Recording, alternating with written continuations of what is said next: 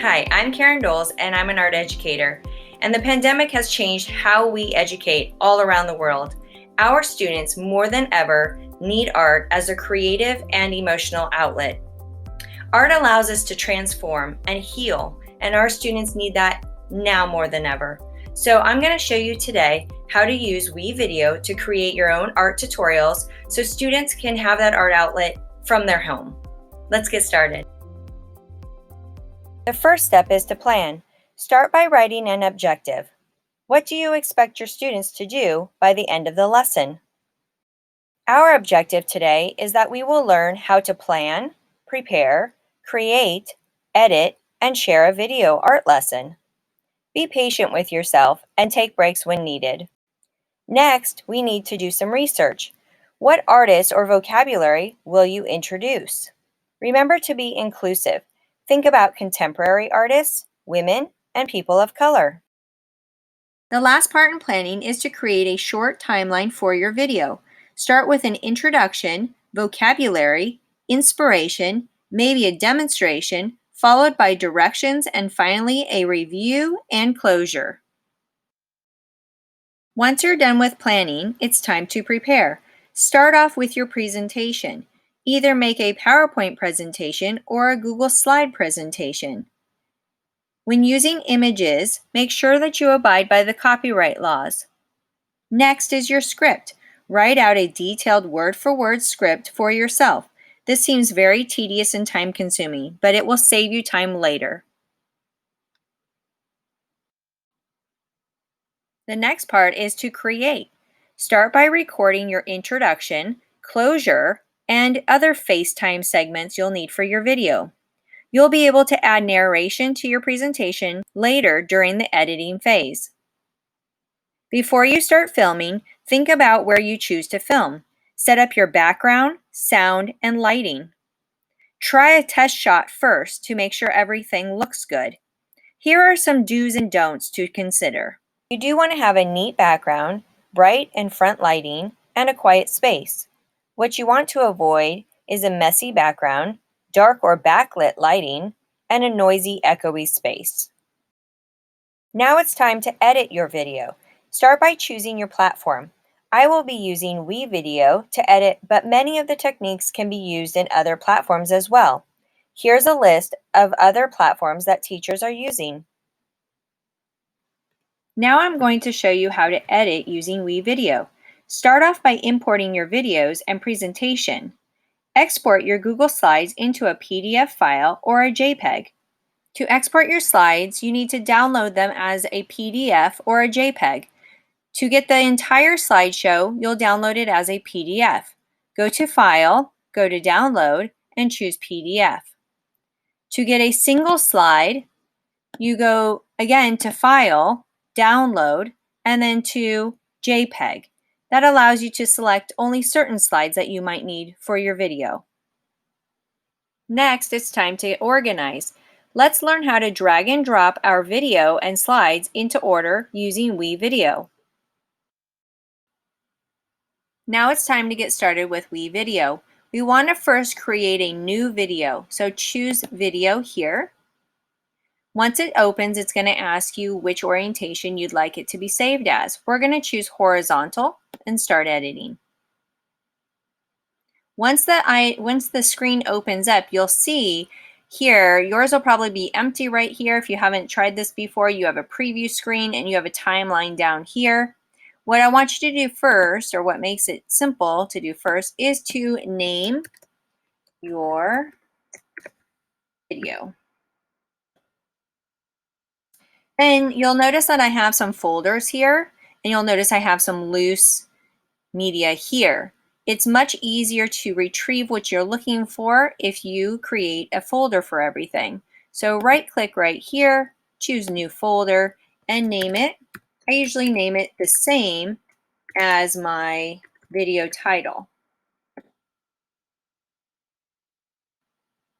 Then once I have that folder, I can open it. You'll notice there's no media in that folder yet, but what I've told you before, which would be an easy tip, is to keep everything in a folder on your desktop or organized so you can just grab it. So you grab it and you drop it into that folder that you're going to use. If it's an existing folder, you can take the whole folder over, or if you know that there are some things in the folder that you don't want, you can just take them directly out of the folder from your desktop and into the folder on WeVideo. Our final step is to do our editing, where we're going to add our images, text, transitions, sounds, music, and voiceovers. Now that I have all of my images and my videos saved into my folder, it's time to drag them into my timeline and get started making my movie. I can grab it by simply dragging it into the timeline. If I put things out of order, that's not a big deal. You can put it in front of or behind. It'll turn yellow and it'll ask you to trim to fit. So if you want it to be small and in between there, it'll trim it. If you want it to push the item that you already have, insert and push, so that way it comes before. Let's say I put it in and I decide, oh, I don't want it there, I want it somewhere else. I don't have to delete it, I can just move it. If I want to move all of this, I can drag a box over all of it and then it will take all of it with me when I want to move it. Video 2 is the B-roll. So for instance, if I want something to show up on top of this screen here, like a box that you saw in the previous part of the video, I can go ahead and do that by going to text and going to callouts, and you'll notice there's a box. When the box shows up and I put it here, you'll notice that it is not the color or the size that I want. So I need to edit it. Basically what I do is I double click. You can also edit it from here by going and choosing the pencil. If you double click it, it also opens up in the editing format for you. Shape properties allows you to give it a thinner border or a thicker border. It also allows you to change the color by choosing whatever color you would like. And here on the screen, you can actually grab it with your cursor and move it. And you can use, just like the text box, use its little boxes here to drag and drop and move it any way that you want, or size it however you would like. If you want it to fade in or fade out, you can hit fade. The default setting is 1 second in and 1 second out. If you want that to change, you can go to edit and you can turn it into more time or less time. If you want it to start small, for instance, starting over import and then ending over the entire selected area, then that's how you do that for animation. You can hit save changes and then you can preview it as you see it grow over the selected area and then fade out. So that's how you would add an animated text box over a screen. And again, think of this as Photoshop, where you have several layers. You have layer 1, layer 2. You can also add more layers if you want something additional on top of what you've already put. You can add another video, either video or audio track, depending on what you'd like to add. Now, if I want to add some audio to this, the tab up here is audio. It comes with pre-recorded audios that are free for you to use. When you click on them, you get to preview them. If that's the one that you would like, you can see it's going to roll for 2 minutes. So let's say I put it in and it's longer than I want, I can always trim it. If it's not as long as I need, I can add another roll in. I can trim it by choosing the side and pushing it in, or I can choose where I want it to stop. Let's say I start talking here and I want it to kind of fade out as I'm talking. So I'm going to go there, I hit the scissors. I don't want the rest of this, so I click it, make sure that it is turned yellow, and you can hit delete, or you can choose the trash can. As I start talking, I want this to fade out a little bit, so I'm going to go down in volume, and I can put another dot there, and I can go all the way down. If I want it to be completely low the entire time, I can choose this scale over here. If my talking isn't loud enough over the sound or the audio, I can also make my speaking a little bit louder by choosing that there. So now as we open up, you can see the preview and the music added, and you can hear it die out as I come in. Okay. So another thing that WeVideo has is your text. We'll go back to text, and if you want motion text, like for instance, if you want a title come in, you saw that in my video, my title comes in with the line, and that is located right here. So again, it previews. If you want to use it, you can grab it. You can see it's going to ask me to push everything. So there's my new title, which means now I need to move this because I don't want that there, and maybe stretch out my music just a little bit.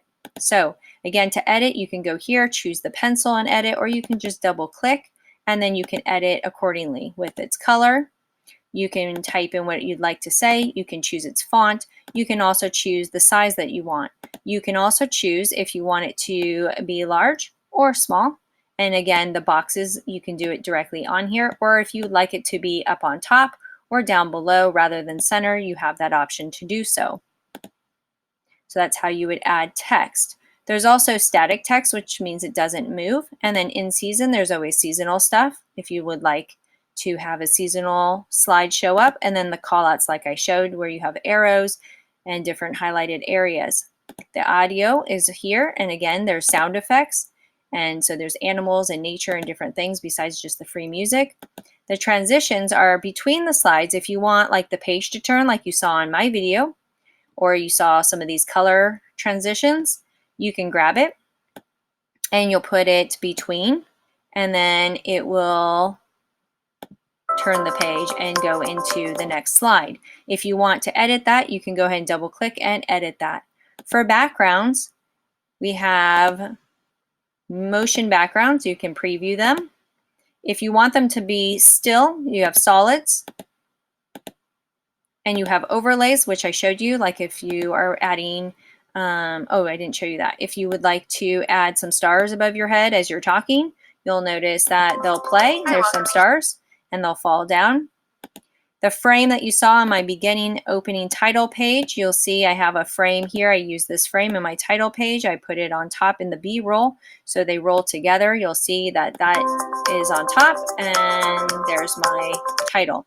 My title is not big enough, so I can go back and I can make it fit the frame a little bit better, so it's really nice and big. And that's how you'll use that.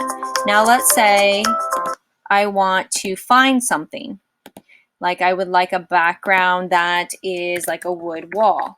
So that way if I'm using a green screen, I can have a, whoops, I put wall, a wood wall behind me, some paneling or something, rather than like my closet. If you go back to My Media, if you'd like to record yourself, whether you're recording your screen or your webcam or both, you can choose from there. If you have video footage or a slide that you'd like to narrate, you can go ahead and hit narrate and it will record over your show. So that's how you do that.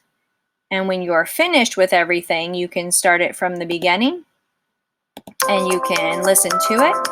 If while you're editing, you need to see it a little bit larger, there's a little bar down here to increase the size so you can see every little second detail, or you can keep it compressed. That helps you in your editing as well.